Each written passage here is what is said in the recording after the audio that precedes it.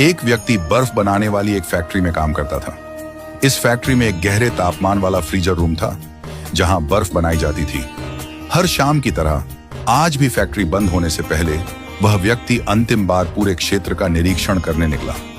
जैसे ही वह freezer room के अंदर गया, किसी ने बाहर से गलती से दरवाजा बंद कर दिया और वो अंदर ही फंस गया। बर्फ के बीचों बीच -20 डिग्री सेल्सियस के तापमान में वह पूरी तरह अकेला, घबराया हुआ, बाहर से कोई आवाज नहीं, कोई मदद की उम्मीद नहीं।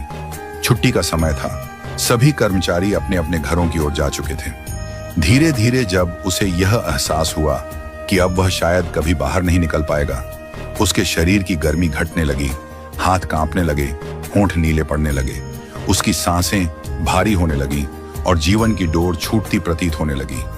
वो वहीं ठंडे फर्श पर बैठ गया और बंद आंखों से अपने प्रभु को पुकारने लगा।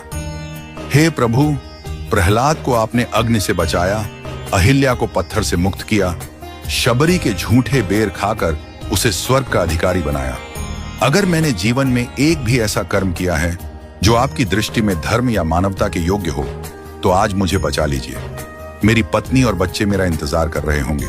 घर में मेरे अलावा कोई कमाने वाला नहीं है। अगर मेरा शरीर यहीं जम गया तो उनका क्या होगा? इतना कहते कहते उसकी आंखों से अश्रु बहने लगे। वह वहीं धीरे धीरे बेहोश होने लगा। करीब 1 घंटे ही बीते थे कि अचानक दरवाजे पर खटखटाहट हुई। दरवाजा खुला और चौकीदार दौड़ता हुआ अंदर आया। उसने बर्फ में पड़े उस व्यक्ति को उठाया और हीटर के पास ले जाकर उसे रगड़ने और गर्म करने लगा। कुछ देर में जब उसकी चेतना लौटी तो उसने थरथराते स्वर में पूछा, काका, आप यहां कैसे पहुंचे? किसी ने बताया आपको कि मैं अंदर फंसा हूं?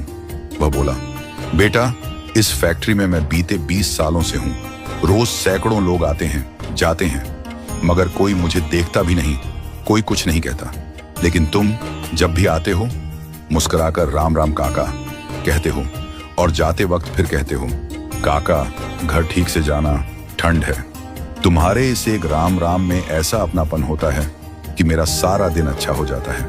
आज जब सब लोग निकल गए, मैंने सबके जाते वक्त निगाह डाली, पर आज तुम्हारी राम राम काका आवाज नहीं आई। मैंने इंतजार किया 5 मिनट, 10 मिनट, फिर दिल घबरा गया।